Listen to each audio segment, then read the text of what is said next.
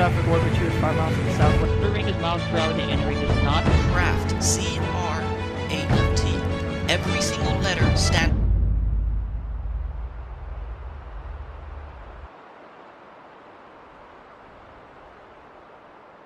Good morning, ladies and gentlemen. Welcome to another video here with the ATC student. This is going to be the first installment of the new series, the Pilot Edition series, on the BVA server. And I hope you're excited as much as I am to start this new series up. And as you can see, guys, I got up especially early to get the sunrise here at this airport we're at. This airport's actually going to be the our home airport for the next couple of weeks.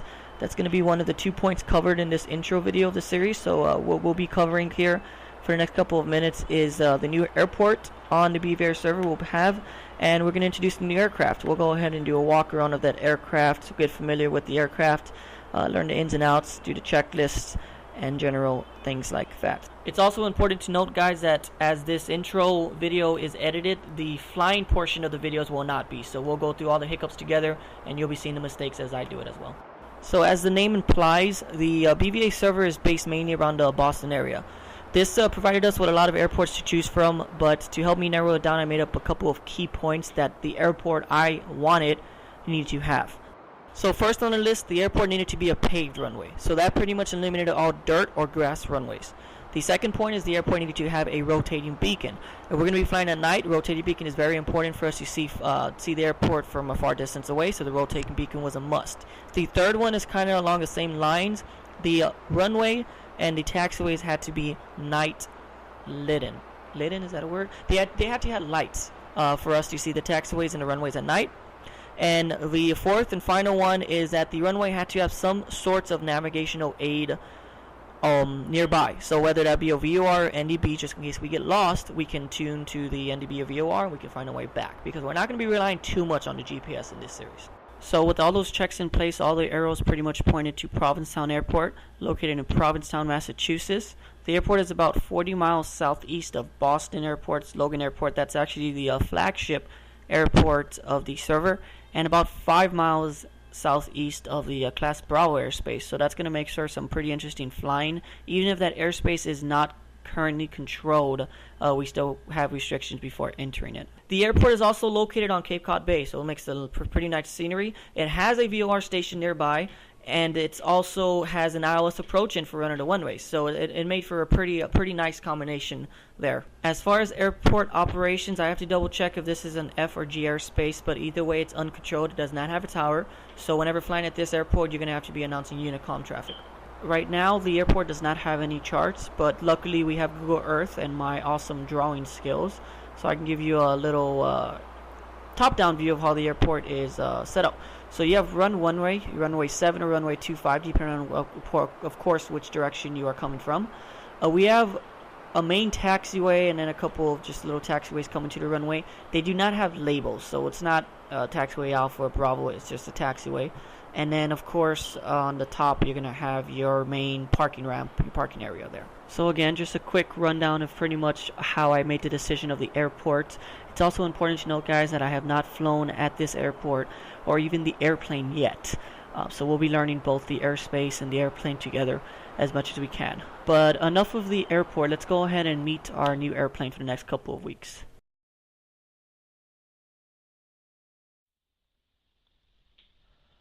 Alright, hello guys, and welcome to the second installment of this series here. We are logged in on the BVA server. We're back. As you can see, it's actually about dusk now. I had a couple of things I had to do, but nonetheless, we're back in the server. People's names might be scrolling on the top right. I also put do not disturb next to my name, so hopefully no one disturbs me in the background. So as you can tell by the way I'm talking, this is live now, guys, so I'm not editing out any of the footage anymore. I'm not editing out any of the sounds. You can probably tell from my mic, there's a little popping sound on the mic, maybe when I say my P's, peep, pop, pop, but that's just the way that the encoding is with this new device that I have. So anyways, first and foremost, before we actually see the aircraft is just right around that corner. The aircraft that we're going to be flying for like the next month or two, so we're going to be able to get to know the ins and outs. Before we learn that aircraft, the one thing I just wanted to do, guys, is I wanted to thank BVA. Look, someone just joined. I wanted to thank BVA for letting me do this. I messaged them about it. I want to say about 2 to 3 days ago, they quickly responded. The A team, which is the administration team at BVA, they said they'll be glad to have me, as long as I follow the rules, which I promise that I will. I'll be doing my best. The other thing I wanted to say, guys, is by no means, just like the what I say in my ATC, I'm not a professional pilot. I'm a student. I did go through my ground school, so it's been a couple of years. I'm just doing this because I love having fun with it. I know y'all guys like seeing it, but enough of that. Okay, so the airplane that we are going to be choosing is right around the corner, and as you may guess it, that aircraft is where's it at? Here it is. Oh my god, just look at that plane. It's the Cessna 185 Foxtrot. It's the older Cessna plane. As you can see, we actually use weights to weigh it down. We have the wheel chocks on, so we have our 185 Foxtrot here. This is the aircraft we'll be using now. Before you start judging it, I need to show you around the aircraft first. So we'll just do a quick walk around here. You heard that. I don't know if you heard that in the background, but I think someone messaged me. So a quick walk around here. The 185 Foxtrot is it's an older airplane. It's mainly used for canyon flying, but it's going to be perfect for what we're going to use it for. And if you're wondering if I had a checklist for the aircraft, I did. So the minimums on the aircraft, what I wanted, guys, is first and foremost, I needed it to be a single prop. I didn't want to have a dual prop, nothing like a Baron, just because it's more complicated, especially with the mixtures and things like that. The second thing I wanted to have is I needed for it to hold something in the back, whether it be seats or luggage. And you can see if we come up to our aircraft and peek inside. Oh, that's a little too much inside. We peek inside, we see some luggage back there. So this aircraft can hold luggage. So that's one of the things I wanted. I don't know what any of the pilot rating program, any of those have in store. I don't know if we're going to have to hold luggage or I will hold a passenger or anything like that. So I just figured we have it. The third one is I needed the aircraft to have a VOR and or a GPS on board. That is a must because, make sure my mic's on here, because I'm almost positive, I'm absolutely sure that the VFR, PRP challenge, PRP, they require for you to have VORs, NDVs, anything like that. So that's a must. So if we peek in here again, we can see there's a VOR over there, and I think it actually has an ADF. So we have that. And the fourth thing that it's not a necessity, but I was kind of looking forward to, is actually to have a tail dragger. Tail dragger is a little more complicated on flying, especially on takeoff and landings, and it should be fun, especially on the taxiing. I've flown a tail dragger before. It was pretty hard. I haven't flown this plane. It was another tail dragger, but it should be fun. So what we'll do here, guys, is again, this won't be unedited. I have the BVA scanner in the background. I don't know if it's working. I'm almost positive it's not working because we hear no aircraft. But what we'll go ahead and do now is we can do a quick walk around of the aircraft. We're going to make sure that all the lights work. And then after inspecting it, we're going to buy the aircraft. I'm running a couple of add-ons here. Add-on that makes you know, the tires blow if you hit too hard, the lights mess up, scratches, anything like that. But one of the add-ons I am running is the FS Passengers add-on. So we are actually going to buy this aircraft with our own money. It's going to be a used aircraft, obviously. It's going to have a couple of hours on. But what I want to do first is I want to inspect the aircraft. So what I want to make sure right now is I want to make sure that the flaps work. I want to make sure that all the ailerons, everything works, and the lights. If that all works in the aircraft, we will go ahead and buy the aircraft from the person who's selling it. And then we will start with our checklist to see if we can get this thing started. Hopefully by the time it doesn't turn night. Okay, so let's go ahead and into the aircraft. And first thing we're going to want to do is, there's the door opening. The first thing we're going to do is we want to check the lights. So let's go ahead and just pretend like you didn't see that. And we are inside the aircraft. Alright. So let's enable walk and follow again, guys, unedited. I will probably edit this stuff out if anything. Okay. So we can go ahead and come up here. And back here. Okay, so we find ourselves inside the aircraft now, guys. And the first thing, like I said, we're going to want to do is we're going to want to make sure, actually what we're going to do first is we're going to make sure that all of the flight controls work. So what I'm going to simply do first is I'm going to push on the rudders to make sure that the pedals work. Looks like they do. And if we look back, hopefully we can see, we can't. Okay, so what we could do is we'll test those later. We want to make sure that the flaps, it looks like they're in a down position. So we're looking at, and again, there's the flaps right here. I have a hotkey button, so we will pretend. So we put the flaps up. There you go. Wrong button. Okay, flaps up go 1, 2, and 3. It has actually 4 notches of flaps. Like I guess, guys, I'm actually learning this plane with you. Let's go a little one. Just look out the back seat. 1, 2, 3, and 4. So it looks like the flaps are good. We'll go ahead and test to make sure that all the flight controls work.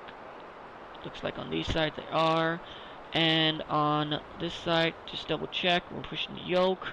Yes, and then I need to make sure that the back works. So what we're going to do is we're going to pretend like we have someone in the back, and we're going to go make sure that those backs work. Actually, we can just switch views. So we can go here, and let's make sure that all of these controls work in the back. So first thing, we're going to test the rudder. Rudder looks good. Let me move, whoa, a little more too much. I'm sorry guys. Unedited, sorry. Okay, so rudder. Looks like the rudder looks good on both ways. We also have that tail wheel. Now I know there's also a tail wheel lock, but we'll get more into that. And then we make sure that elevator works, and we are good. Okay, so that looks like a good checklist on that. So that passed. The next thing we want to do is make sure that all the lights work. So what we can do is we can go back in the cockpit here. I can just push that button. And in order to check the lights, it looks like we're going to look for the master switch. Okay, so we have the battery switch, and let's turn on the alternator. And the first thing we'll test is we have the nav lights. Do you see any nav lights? I don't see any. Maybe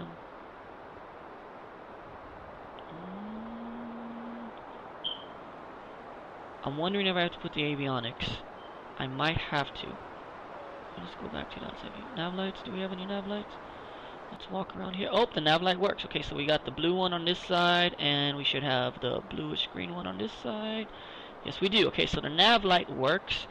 We'll go back in the cockpit. Let's turn on the beacon. Beacon's very important.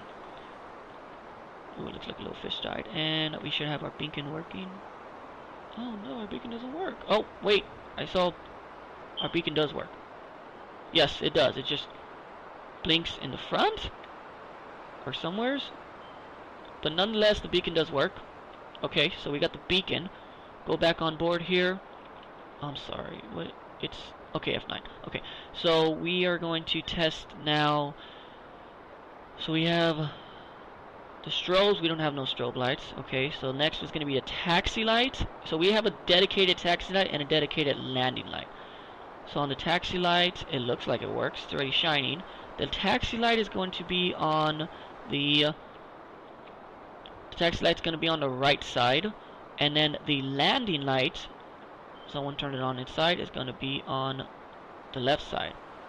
Yeah, the left side. So if we just turn, oh, we have all the lights on now. Let's turn off some of those lights. So we have the landing light. I want to just turn on the landing light only.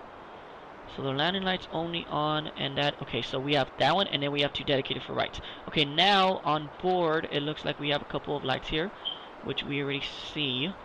So the first one, I believe, I remember reading up on it, we have two different kind of panel lights. The first panel light is going to be a backlight here. This is an instrument panel backlight. If you can see the instruments, at nighttime it's going to make it a lot more clear, but the instrument, there's an instrument panel backlights, and then we have a secondary in case we want to read charts or anything, and that's going to be the map light. Shines red over here, white in the back, and it looks like all of them work. So we'll just turn that one off. Make sure our trim is good. We'll make sure we turn off all the switches back, and we'll go in and shut off the airplane. Okay, so it looks like we're checked out on that. So what we can go ahead and do is we'll go ahead and buy this aircraft from the person. So this is our aircraft, and this tail number is November 757. Get used to it, guys. You're going to be hearing it a lot. So we have a 185 Foxtrot with the label November 757. I better write that number down. That call sign, because I'm going to be saying it a lot for the next couple of months. November 757. Okay, so now if you're wondering why I didn't check any of the instruments inside, because I know that these, oh, there's an aircraft up there. Do you see him? You get excited because I'm in the middle of nowhere, and when I see an aircraft around here, that's something. It looks like there's an aircraft up there. Yep, there is. Ooh, what kind of aircraft is it? Can you zoom in? I can't tell. Okay, well, there's an aircraft flying right over us as we speak. Yeah, so I know that this aircraft already has VORs, it already has everything that we need, and it also has a GPS, and I'll show you that neat feature of the GPS right now. So right now what we will go ahead and do is let's go ahead and go on the inside, and this next portion of the video we're going to go ahead and talk a cockpit view. Every single instrument, where every single button is, and I'm going to learn as well as you, and we'll do a little teaching here too. What I'll do is for the most part, I'm going to go quickly, generally, with the 6 main instruments, the airspeed, the heading indicators, what they are used for people who don't know, but it will be a quick.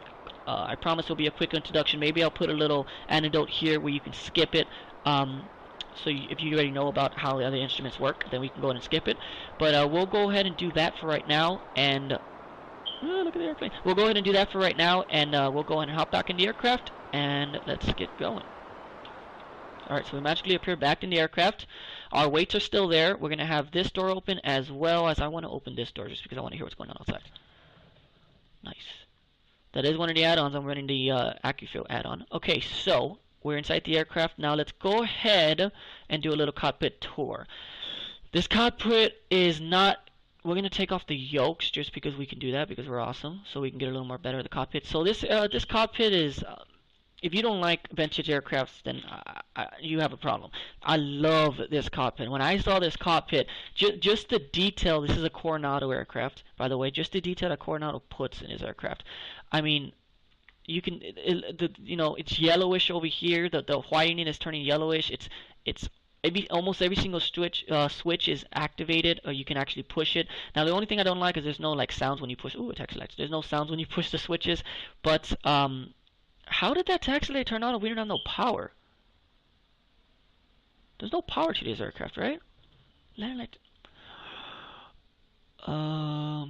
Okay, I guess it's something I knew every day. We have an auxiliary power unit out there, or a GPU, ground power unit. Okay, so like I said, the detail in this aircraft, what we're going to go ahead and do is we're going to split it up into 3 different sections. We're going to start with the pilot side, the left side.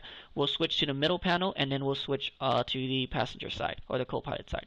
So in the pilot side, there is 1, 2, 3, 4, 5, 6, 7, 8, 9, 10 instruments. But there is 6 essential instruments that every aircraft needs to have. It was started in the 1930s. They started making it as the FAA. I don't know. I forgot who the FAA was before. I know I took an aviation history class, but I forgot who it was. But they started making mandatory that there is 6 required mandatory instruments in all aircraft. Now, in days, they have to be in the same layout. They're not in the same layout here because this is a little older aircraft, but we still have the 6 required instruments. And those 6 required are airspeed indicator, heading indicator, attitude indicator, altimeter, VSI, and magnetic compass. 1, 2, 3, 4, 5, 6. Okay, that's 6. So we'll go ahead and find those 6 main instruments in order here. So the first one we're going to see is the airspeed indicator. And the airspeed indicator is right here. What I'll go ahead and do is I'll put the indicator on the... I can't do that. I don't think I can do that. We'll just... I'll put a picture of anything so you can actually see what I'm talking about, through a wiki or stuff, so you can see a little more of what I'm explaining. It looks like a controller got gone. Okay, so the airspeed indicator. The airspeed indicator is pretty much, it shows your airspeed indicated through the air, as it says, and it has a couple of little labels here. So, as you can see, it's in miles per hour and it's in knots. The outer ring is miles per hour, the inner ring is knots. We're going to be mainly using the inner ring just because most air traffic controllers, as we know, use knots. So we have, it looks like it goes all the way up to 240, but there's no way we're going to get up there. As you can see, from about 0 to 60, there is no, this white marker, that is not there. So once you get from 60 to about 110, that white marker is the speed, the max speed that you can put your flaps down. At least remember that part. So we always are going to have to put our 1 notch of flaps down at below 110 knots. Because if we put it down faster than that, the flaps can break off. So 110 knots and below flaps. And guys, if I'm explaining any of these wrong, please feel free to leave comments in the videos. Like I said, I'm still a student at this. I went through the ground school. It's been a little vague to me. I did some research earlier, so I hope I'm explaining it right. Now, right, I'm explaining it right. Now, between 110 to 160, that's fine. That's green airspeed. Above 165, it starts getting into the yellow. That is your maximum cruise airspeed. Yes, I believe that's your maximum cruise airspeed, and then the red is your never exceed airspeed. So you never want to exceed that speed. If you're inside any turbulence, it would be recommended that you are below 160 knots. You don't want to be in that yellow because with the turbulence, obviously you can pull so many G's that it can actually push you to almost 210 knots like that, and then you can just break the aircraft. So if we're inside any turbulence, inside bad weather, we are not going to be flying above new ATISes for Nantucket. See that new ATIS for Nantucket? We'll listen to that. If we are in bad weather, we're not going to go above 165 knots. I guarantee you, I won't do that. Okay, so the next one we're going to talk about is the heading indicator, and that is this one, whoop, right there. This is the heading indicator. Now, just like when we do air traffic control, this right here is exactly the same thing as far as the when we look at vectors. You know how we have the compass on the actual radar screen. So right now we're facing 030, around a 030 heading.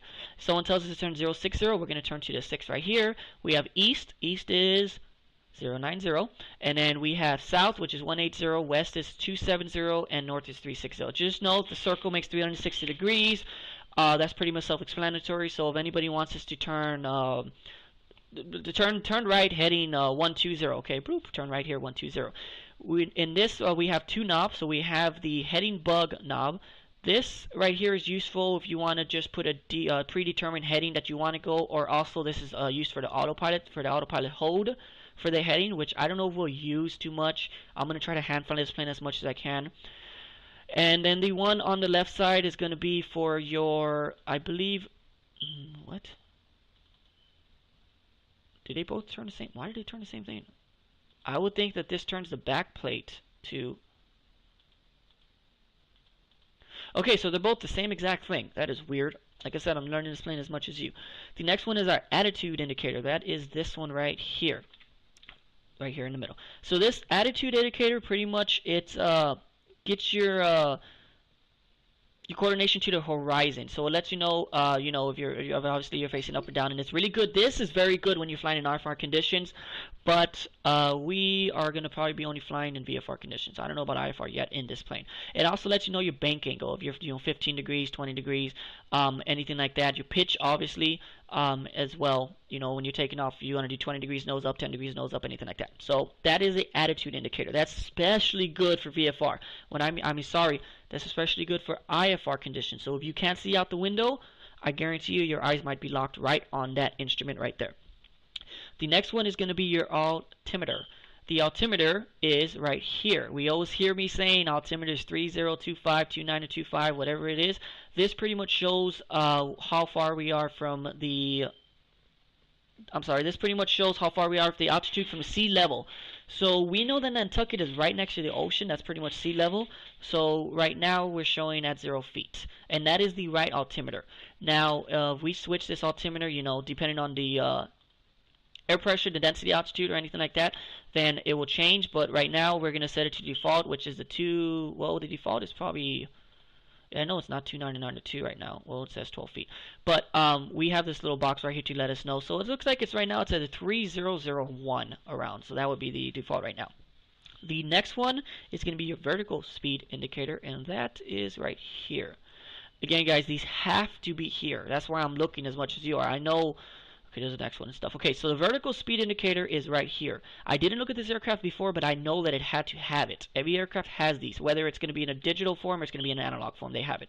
What I mean by that is going to be computers, or it's going to be like these where it's the functions. Okay, so your vertical speed indicator is also indicated usually as a VSI, and this is indicated as 100 feet per minute. So if it's up to the 5, that's 500 feet per minute, and this pretty much tells your rate. This pretty much tells your rate of climb. So up here it tells you your pitch, 10 degrees up, no whatever. This up here tells you your rate of climb. So for an example, if we want to take off, sometimes we request 500 feet per minute on the takeoff, or descend. Sometimes ATC can tell us you can descend 500 feet per minute to 12,000. So we descend 500 feet per minute. There's pre-requirements depending on what aircraft you're flying and how much you can actually ascend and descend feet per minute. Sorry guys, I was drinking some tea here, but that's pretty much how that works. Now the last one, the last and the sixth one is your magnetic compass, and that is going to be located, it's always usually located, it's located up here. So here's your magnetic compass. The magnetic compass is pretty much shows your relative heading to the magnetic north. Magnetic north is always changing, therefore if you ever, okay, for an example, charts, you know how charts, the runways on charts are outdated in FSX? It's because they had to actually switch the runway numbers around. Instead of making, what's going to be more convenient? Instead of making a whole new runway, or just changing the runway number. For an example, over here at San Antonio where I am, it used to be runway 3, now it's runway 4, because the heading changes. So this is your magnetic heading. It doesn't correct to magnetic variation. That's a little more advanced. You know, Sweden and NIAD, I think it's NIAD, but we'll go over that later, if any. So those are your 6 main instruments. So what we just covered is we covered your airspeed, your heading, your attitude indicator, your altimeter, your VSI, and your magnetic compass. Now there's a couple of more instruments that are located here. They're mainly on this side, so we'll zoom in and I'll go by them one by one. So obviously the next one here is going to be your clock. This is just useful if you're using dead reckoning. What I mean by that is there is some pilots that do that. Let's say that you can actually figure out, I'm flying this airspeed, I'm flying at this heading, the wind is doing, you know, this knot, so I had to fly for 12 minutes this way, then 10 minutes this way, then 7 minutes this way, and believe it or not, it is pretty accurate, especially if you use an ES6B. ES6B? E66? If you use a flight calculator, it is pretty accurate. So that would be useful. Also on charts, you know, it can tell us fly this heading for 5 minutes, anything like that. The next one that we talked about this one. The next 2 are here. Actually, we'll go over this one first. Okay, so what this is it looks like this is your turn coordinator. So this little ball in the middle. Okay, whenever you do a turn, you don't just do a turn by turning the joystick to the right or left. You also have to use rudder. That's called a coordinated turn. So if I turn to the right, I'm going to turn the airplane to the right, push down on the stick to make it start going that way, and then I'm going to use a little rudder to make sure that this ball is in the middle. I'm not explaining it too great. I'll explain it more when in the air, but this pretty much helps you coordinate your turns. And I'm almost positive a lot of people are not using that when they fly FSX, because whatever a lot of people are using, a lot of people are using this little thing down here, which we're going to try to stay away from. Next to, oh no, the other people are using the this is the autopilot. A lot of people use autopilot, so it already does it for you, but we're not going to use autopilot too much. Okay, so now these 2 look exactly the same. That is because they are the same. This is your VOR1 and VOR2. These are VORs. I'm not going to explain VORs right now. Maybe there's going to be a whole other video on VORs. Now I know that there is a VOR next to this airport, so we will be tuning to a VOR station as a backup in case we get lost, and we will follow VORs. I know almost, like I said, this is a requirement that I want in my airplanes. I know that a lot of the PRP events actually use a lot of the pilot rating programs actually do use VORs, so that's going to be very useful. Now the other thing that I said I needed is going to be right here. Remember I said I need a VOR and GPS. You're wondering what a GPS is? Well, guess what? The GPS is right here. There's the GPS. I'm a little fish-eyed. So we can zoom into the GPS. Here's our little GPS. It's a Garmin 295, so it doesn't have as much features as the other one, but it's useful. And if you can't see it, we just turn on our little light right here, and then it lights up. See? There you go. So that is our Garmin, that's our GPS. We won't be using it too much, but it's a nice feature to have it just in case we get lost in the middle of nowhere. So the last thing on this side is going to be our manifold pressure. I am not going to talk about that just because I am still in the process of reading and learning that. I know it's another indication for your engine, and like I said, I will learn that before, I'm going to try to start the plane here. I will learn as much as I can about that, especially my brother. Maybe he flies a lot of old airplanes, a lot of warbirds, so maybe he can teach me about that. But as far as that's your instruments here. So like I said, so we have our, one more time, I'm just going to name them real fast so we know where everything is, and we put on the yoke so we see how it's going to look. Airspeed indicator, heading indicator, attitude indicator, VOR1, altimeter, clock, sorry, I got a brain fart. Altimeter, clock, our turn coordinator, VOR2, manifold pressure, and VSI, or vertical speed indicator. And we will be using all these instruments. Yeah, maybe not that one, but we'll be using all these instruments. Okay, so now we go to the middle panel. I can't, I got a phone call, guys. Like I said, this is live, so just give me a minute. Let me answer this phone call. Alright guys, we're back. Sorry about that. I had a phone call like I said. So I wonder how long this video is going so far. Like again guys, we can skip through this. I just thought, some of this stuff may be a little boring to some people just because they already know the stuff, but we can skip through it if we want. So the middle panel. I just think it's very important that you know your aircraft before you fly it. So the middle panel, okay. The middle panel we are going to have is going to be mainly our navigational, our communication panel. So on the top here, we can switch between, we can listen to COM 1, we can either talk in COM 1 or COM 2. Some aircraft don't have it. This aircraft actually has two communications. So we have our first COM box here and our second COM box here. Analog, digital. Digital, analog. So if what that's useful in case, like, let's say that whenever you get an IFR clearance, we say, departure frequency 125.2, and then squawk, blah, blah, blah. We can put 125.2 on here. Then after we depart, after we're done talking to tower, to switch to COM 2 and say, departure, how are you doing, blah, blah, blah, blah, blah. You know what I mean? Instead of switching channels. It's useful for that. It's also useful for if you are, if you want to listen to ATIS, but you want to listen to ATIS really quick, you can put the ATIS frequency, predetermined ATIS frequency on your COM 2. When you get close enough, switch to COM 2, listen to it, and go back to COM 1. Easy as that. Well, actually, no, because this only talks. That would be this over here. So what this is this is your speakers. So we cannot listen to both. I know some aircrafts let us listen to both, but we can't. We're only going to choose between COM 1 or COM 2. Are the speakers buttons working? Am I not pushing them right? Oh, come on. Okay, maybe this is a speaker then. We'll test it when we're near, but this will switch our speaker from COM 1 to COM 2. This also lets us hear our NAS, but I think that these are these down here. We got a DM in on marker. So I'll explain them real fast. ADF is the automatic directional finder, so we can ident it. DME is distant measuring equipment, and then the marker is pretty much how far you are. If you ever shoot an ILS approach, this is what these here. I don't know if you can see this. This is the outer, middle, and then A. What is A? Okay, so I know I got outer and middle. Outer, inner. Okay, yeah, A is inner. These three right here. Whoa. These three lights here are your outer, middle, and inner markers when you're shooting an ILS approach. It's a little more advanced. I'm pretty sure they're going to make us shoot an ILS approach. But what this pretty much allows you to do is, and I'll explain it real quick. In every single ILS approach is an outer, inner, and meeker. Not every single one, most. What this does is if you're shooting an ILS approach, you can't see out the window. So what this be able to do is when you reach the outer marker, the first marker on their approach, this will light up.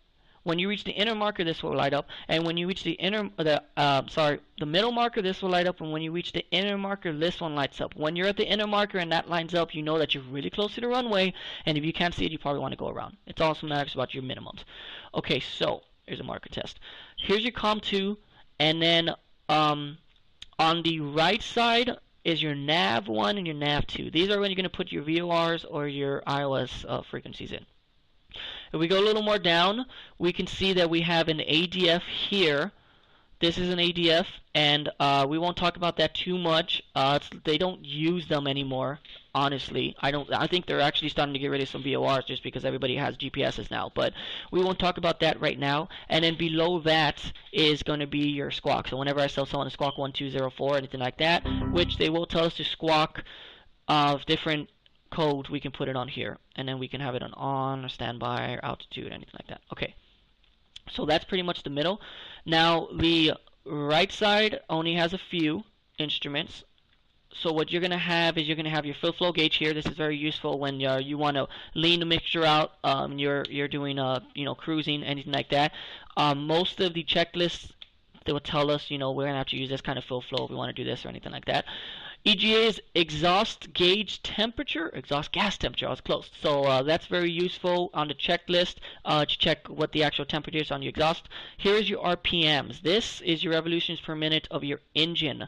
Whenever we do a rev up, sometimes it tells us, I want you to rev it up to 15,000 RPMs for so much time, and then check your magnetos or anything like that. We'll go over that. So that's very useful. And then right here you have 6, so you have your fill for your right. Fill for your right and your left. so we'll make sure we have some gas before we take off. You have your amps right here, so make sure we're getting charged. You have your cylinder head temperature, your oil temperature, and your oil pressure. Those are very useful, especially when it's cold outside. You got to make sure that your oil temperature and your oil pressure is up before you actually take off, because in FSX, if you ever wondered why you take off, you don't have any power or anything like that, especially in these newer aircraft, you need to make sure that you have those. And in the checklist, it will tell you make sure your temperatures and your anything like that. Especially, we won't go into that acronym yet.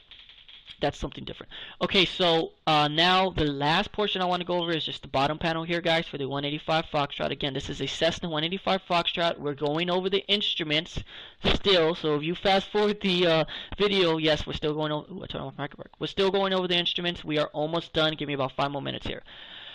Okay, so we scroll down here. Underneath us, we have our primer, our engine primer, to make sure that there's actually fuel and oil inside the engine. We have our alternator and our battery master switches. We turned those on earlier when we tested the lights, remember? We have our auxiliary fuel pump to make sure that we get extra fuel inside the engine when we start it, and that will be in a checklist. Right here we have our magnetos switches. This is just like a car engine switch. We're going to switch it on to start if we want to start it, and we will be starting the aircraft. I don't know if we have enough time in this video, but we will be starting the aircraft, I hope. Oil dilute. Make sure we dilute the oil. We have a heat here, nav lights. We went through these earlier, so is my beacon on? My beacon light's been on the whole time. You know what? We're going to keep it on just to make in case someone lands here. And it's been quiet. I don't think that radio is working that we have on. Okay, so we have, because I know ATC is coming on. So we have a beacon light, nav light. We already tested those. We don't have any strobes. I guess someone chewed it off, or I don't know what happened to, but it looks like it was there. And then the next one we're going to have is we're going to have our taxi light and our landing lights. And we checked those, and they all work fine, so we are good. Below that, these are not pushable. These are just fuses, but we don't need to worry about that. And one more here is we have our avionics switch. And avionics, just think about it as your radio switches. So when we switch that on, the radios will turn on, but they are not turning on right now because we don't have our masters. So we turn on our masters, bam, there they are. Whoop, what? We'll do that later.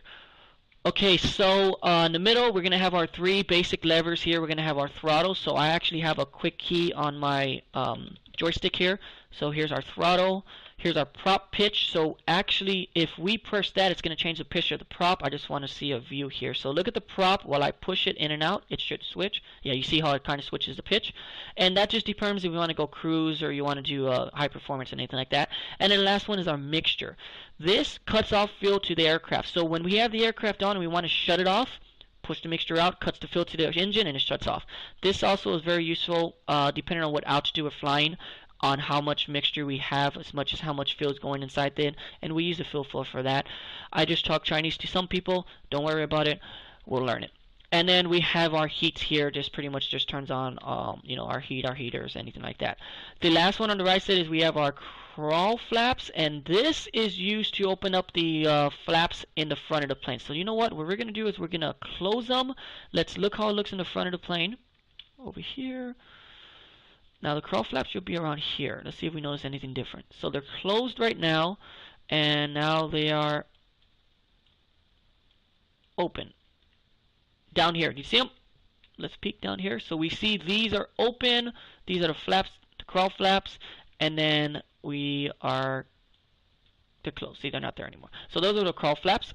We use those in order to cool down the engine. You use those sometimes when you take off, when you land. The checklist will more explain about those. Like I said, I'm not going to go too much in detail because this video is getting pretty long already. The autopilot is in the middle. We won't go over that too much because we're not going to be using it too much. Ooh, my thing's overheating. We're not going to be using it too much. And then there's just a couple of features like that Coronado. I always refer to him as a guy. I know it's a company, but I know refer to him as a guy. Well, we have the flaps lever here. So here's our flap switch. We looked at those earlier. I have a hotkey for it. We have our trim wheel here, but I have a hotkey for that. We'll explain the trim later. We have nothing here. We have our fill tank selector, so right, left, or all. So we can go left, right, or right in the middle, all. And then our parking brake is down here. So here's where our parking brake is. Other than that, like I said, there's little features that he offers. So obviously on these airplanes, you can open and close all the windows. There's a window right there, open and close. You can close the doors. Here's for the, you know, we want to get some air in. Oh, one more important. Bam. We're going to be using that. That is our temperature. So right now it's about 20. 29 degrees Fahrenheit. It's cold out there. So that's very useful because sometimes, depending on how cold it is, you have to prime the airplane or anything like that. And then the last thing I want to just cover out here, here's our, see this little, right here, this little pouch? This is our checklist. Open it up, and there's our manual. Now, one thing I do want to explain is, since there's some resolution I'm losing, sometimes it looks a little choppy. Even if I kind of open it up, it still gets a little choppy. You can read it though, so I think we should be fine. We'll do our we'll do all of this. Actually, we're gonna just do all the checklist here as soon as we're done, which we're pretty much done. So there's our basic tour of the aircraft. You can see in the back we can hold 2 passengers. We have some luggage in the back, and that's it. Basic tour of the aircraft. We have a little door right here we can open too. Other than that, what I'll go ahead and do is I might cut this video short. If I don't, we'll just go straight into the checklist. But guys, go ahead and like it, please. Subscribe if you like, and thanks for watching, and we'll see you in the next video.